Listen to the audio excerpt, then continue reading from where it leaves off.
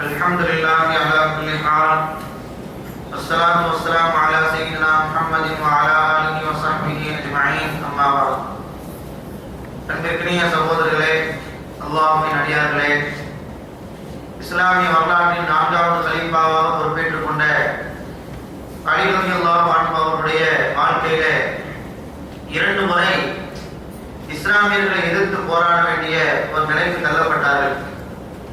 அதில் ஒரு தடவை ஆயிஷா ரலியல்லாஹு அன்ஹா அவர்கள் இருந்த படையை எதிர்த்து போரிடக்கூடிய ஒரு நிலை, அதற்குத்தான் ஜமல் யுத்தம் என்று நாம் சொல்கிறோம். இன்னொரு தடவை முஆவியா ரலியல்லாஹு அன்ஹு அவர்களை எதிர்த்து போரிடக்கூடிய ஒரு நிலைக்கு தள்ளப்பட்டார்கள்.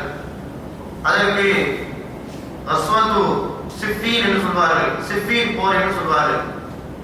இந்த போர் நடப்பதற்குண்டான முக்கிய காரணம் என்னவென்று சொன்னால், ஏற்கனவே சொல்லப்பட்டதை போல உஸ்மான் ரலியல்லாஹு அன்ஹு அவர்களுடைய கொலையாளிகள் தண்டிக்கப்பட வேண்டும் என்பதற்காக வேண்டி இவர்களும் அலி ரலியல்லாஹு அன்ஹு அவர்களிடத்தில் பைஅத் செய்யாமல் காலதாமதத்தை ஏற்படுத்திக் கொண்டிருந்தார்கள்.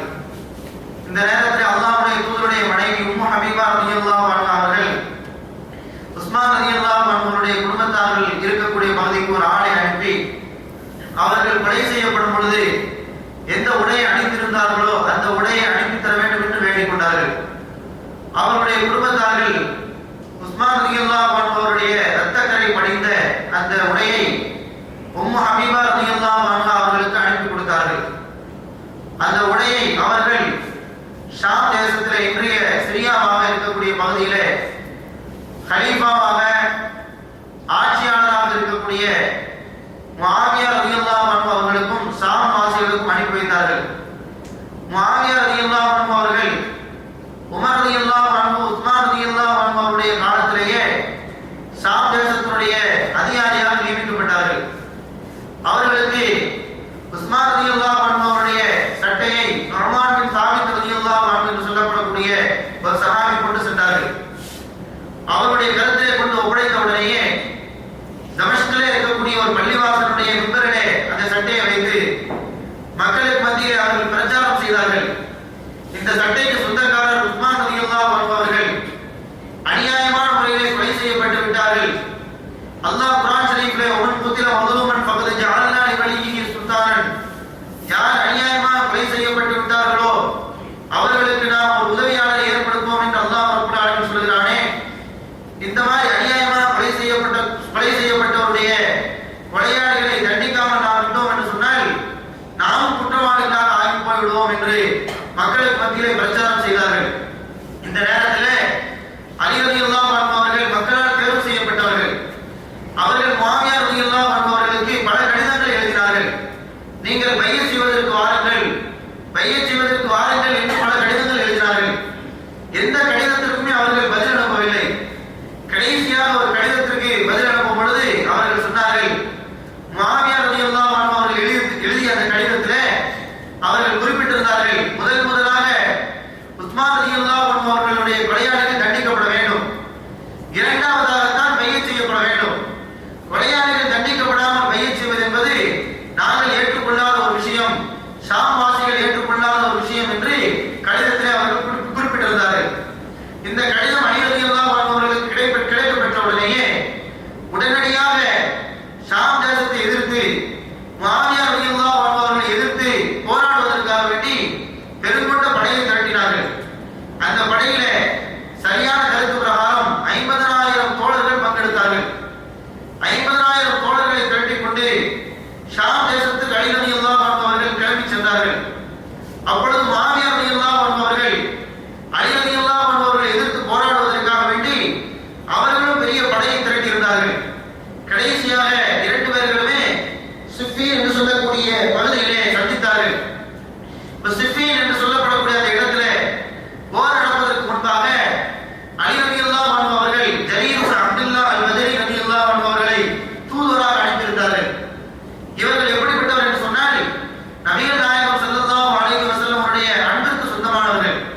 அவர்கள் சொன்னார்கள், அல்லாஹ்வுடைய தூதர் அவர்கள், நான் இன்று இஸ்லாத்தை ஏற்றுக்கொண்டேனோ அன்றிலிருந்து என்னை காணும் பொழுதெல்லாம் என்னை பார்த்து புன்னகைப்பார்கள். அந்த அளவுக்கு அல்லாஹ்வுடைய தூதருடைய அன்பை பெற்ற நான் நிச்சயமாக இந்த போர் நடைபெறாமல் சுமூகமான ஒரு நிலை ஏற்படுத்துவேன் என்று சொல்லி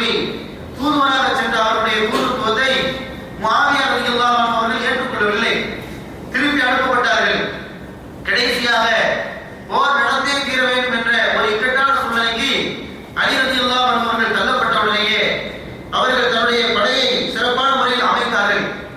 அந்த படையில இடது பக்கத்திலே இப்னு அப்பாஸ் ரலியல்லாஹு அன்ஹு அவருடைய தலைமையில இடது பக்கத்தினுடைய அமைப்பை உருவாக்கினார்கள். அதே போல அம்மார் பின் யாசிர் ரலியல்லாஹு அன்ஹு அவர்களையும் அந்த படையிலே அவர்கள் கொண்டு வந்தார்கள். முக்கிய சஹாபாக்கள் ரசூலுல்லாஹி ஸல்லல்லாஹு அலைஹி வஸல்லம் காலத்திலே மிகுந்த மரியாதைக்குரிய சஹாபாக்கள் எல்லாம் அலி ரலியல்லாஹு அன்ஹுடைய படையில் தான் இருந்தார்கள். இன்னும் சில தோழர்கள் எந்த படையிலுமே சேராமல் எந்த படை உண்மையானது என்பதை காத்திருந்தார்கள். இந்த மாதிரி ஒரு சூழ்நிலை இருக்கும் பொழுது சரியாக வியாழக்கிழமை அன்று போர் தொடங்குகிறது. போர் தொடங்கிய உடனேயே கடுமையான சண்டைகள் ரெண்டு பேர்களுக்கு மத்தியில் நடைபெறுகிறது. போர் நடைபெற்றுக் கொண்டிருக்கக்கூடிய அந்த நேரத்திலே சில நபித்தோழர்கள் வெளியிலிருந்து பார்த்துக் கொண்டிருக்கிறார்கள். யார் பக்கத்தில் நியாயம் இருக்கிறது என்பதை தெரிந்து கொள்வதற்கு ஏற்கனவே சொல்லப்பட்ட ஒரு ஆதாரத்தை அல்லாஹ் ரப்பல் ஆலமீன் இந்த போரிலேயும் வைத்திருந்தார். அதுதான் அம்மார் ரலியல்லாஹு அன்ஹு அவர்கள் அலி ரலியல்லாஹு அன்ஹுடைய படையில் இருந்தார்கள். அவர்கள் கொலை செய்யப்பட்டு விட்டார்கள் என்று சொன்னால் நிச்சயமாக இவர்கள் தான் உண்மையில் இருக்கிறார்கள். இல்லை என்று சொன்னால் என்ன முடிவெடுப்பது என்ற நிலையிலே சில நபித்தோழர்கள் இருந்தார்கள். அதிலே முக்கியமானவர்கள் ஹுசைன் இப்னு தாபித் அல்-அன்சாரி ரலியல்லாஹு அன்ஹு அவர்கள். இந்த நேரத்தில் போர் நடக்கிறது. போர் மூர்க்கத்தனமாக நடக்கிறது. முஆவியா ரலியல்லாஹு அன்ஹுடைய படையை சார்ந்தவர்கள் வேகமாக அலி ரலியல்லாஹு அன்ஹுடைய படையை சார்ந்தவர்களை வீழ்த்திக் கொண்டிருந்தார்கள். அந்த நேரத்திலே அம்மார் ரலியல்லாஹு அன்ஹு அவர்கள் கடுமையான ஆக்ரோஷத்தோடு மக்களுக்கு மத்தியிலே இஸ்லாமிய பிரச்சாரத்தை செய்தார்கள். நாம் எல்லாம் மக்களே இருக்கிறோம், சத்தியத்தில் இருக்கிறோம், எதிரிகள் பாத்தியில் இருக்கிறார்கள். இந்த நிலையிலே நாம் கடுமையான முறையிலே போராடுவதற்கு கடமைப்பட்டிருக்கிறோம் என்று மக்களுக்கு மத்தியிலே ஆவேச உரைகளை நிகழ்த்தினார்கள். அப்பொழுது அவர்கள் ஒரு நபித்தோழரை பார்த்து சொன்னார்கள், ஹிஷாம் என்று சொல்லப்படக்கூடிய ஒரு தோழர்.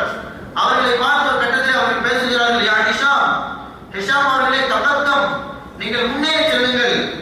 அல் ஜன்னத்து தஹ்த ظிலாலி ஸுயூஃப், சொர்க்கம் என்பது வாள்களின் நிழல்களுக்கு கீழே இருக்கிறது. வல் மௌது ஃபி அத்ராஃபில் அஸல், மரணம் என்பது ஈட்டிகளுடைய முனையிலே இருக்கிறது. வகத் ஃபுதிஹத் அப்வாபுஸ் ஸமா, வானத்துடைய வாயில்கள் எல்லாம் திறக்கப்பட்டு விட்டது. வதஸய்யனத் அல்-ஹூருல் ஈன், ஹூருல் ஈன் என்று சொல்லக்கூடிய அந்த கன்னிகள் தங்களை அலங்காரம் செய்து கொண்டு நமக்காக வேண்டி காத்திருக்கிறார்கள். எனவே முன்னேறி செல்லுங்கள் என்று அம்மார் ரலியல்லாஹு அன்ஹு அவர்கள் மக்களுக்கு மத்தியிலே உரை நிகழ்த்தினார்கள். உரை நிகழ்த்திவிட்டு கடுமையான முறையில் அவர்கள் போராடுகிறார்கள். இத்தனைக்கும் அவருடைய வயது 90-ஐ தாண்டி இருந்தது. சரியான கருத்து பிரகாரம் 94 வயதை அவர்கள் அடைந்திருந்தார்கள். அந்த நேரத்திலே கூட உண்மைக்காக வேண்டி, சத்தியத்திற்காக வேண்டி நாம் போராட வேண்டும். அதாவது வயோதிகம் நமக்கு இருந்தாலும் கூட நாம் நம்மை சத்தியத்தை விட்டு அப்புறப்படுத்திவிடக் கூடாது என்பதற்காக வேண்டி அந்த வயதிலையும் கூட அவர்கள் போராடினார்கள். அன்பார்ந்த சகோதரர்களே, வியாழக்கிழமையுடைய மாலை நேரம் வந்தது. அவர்கள் ஒரு சஹாபியிடத்திலே ஒரு விடர் பாலை தாருங்கள் என்று கேட்டார்கள். அவர்களுக்கு பால் கொடுக்கப்படும் பொழுது அவர்கள் சொன்னார்கள், அல்லாஹ்வுடைய தூதர் ஸல்லல்லாஹு அலைஹி வஸல்லம் அவர்கள் என்னை பார்த்து சொன்னார்கள், அம்மார் அவர்களே, நீங்கள் பருகக்கூடிய பானங்களில் கடைசியானது பாலாகத்தான் இருக்கும் என்று ரசூலுல்லாஹி ஸல்லல்லாஹு அலைஹி வஸல்லம் சொன்னார்கள். அது இதுதானோ என்று நான் நினைக்கிறேன் என்று அம்மார் ரலியல்லாஹு அன்ஹு அவர்கள் சொல்லிவிட்டு இன்னொரு தோழரை அழைத்துக் கொண்டு போர்க்களத்திலே புகுகிறார்கள். போர்க்களத்திலே புகுந்து ஆரம்பத்தை கூட கடுமையாக போராடுகிறார்கள். கடைசியாக கொலை செய்யப்பட்டு விட்டார்கள். அவர்களை அபுல் மாதியா என்று சொல்லப்படக்கூடிய ஒருவன் கடுமையான முறையிலே வெட்டி வீழ்த்தி கொலை செய்து விடுகிறான். அன்பார்ந்த சகோதரர்களே, இந்த காட்சியை ஹுசைன் அன்சாரி ரலியல்லாஹு அன்ஹு அவர்கள் போன்ற சஹாபாக்கள் எல்லாம் வெளியிலிருந்து பார்த்துக் கொண்டிருக்கிறார்கள். எப்பொழுது அம்மார் ரலியல்லாஹு அன்ஹு அவர்கள் கொலை செய்யப்பட்டு விட்டார்களோ, அவர்கள் வீழ்த்தப்பட்டு விட்டார்களோ, அந்த நேரத்திலேயே அவர்களுக்கு ஒரு துணிவு ஏற்பட்டு விட்டது. அலி ரலியல்லாஹு அன்ஹு அவருடைய பக்கம் தான் நியாயம் இருக்கிறது, அவருடைய தரப்பில் தான் ஹக் இருக்கிறது. முஆவியா அவர்கள் சரியான கொள்கையிலே இல்லை என்பதை முடிவு செய்த அவர்கள் ஷாம் வாசிகளுக்கு எதிராக, சிரியா வாசிகளுக்கு எதிராக வெளியிலே இருந்த சஹாபாக்கள் எல்லாம் போர்க்களத்திலே குதித்து கடுமையாக போராடினார்கள். இன்னும் சொல்ல போனால் முஆவியா ரலியல்லாஹு அன்ஹு அவருடைய படையில் இருந்த சில தோழர்களுடைய உள்ளமும் அப்படி ஊசலாட ஆரம்பித்து விட்டது.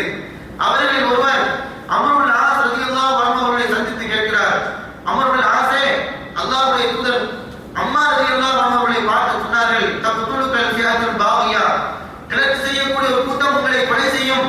அது மட்டுமல்லாது முஆவியா அவர்கள் எதிரிகளை சொர்க்கத்தின் பக்கம் அழைப்பார்கள், எதிரிகளோ இவர்களை நரகத்தின் பக்கம் அழைப்பார்கள் என்று அல்லாஹ்வுடைய தூதர் சொன்னார்கள். அந்த முஆவியா அவர்கள் அலி ரலியல்லாஹு அன்ஹுடைய படையில்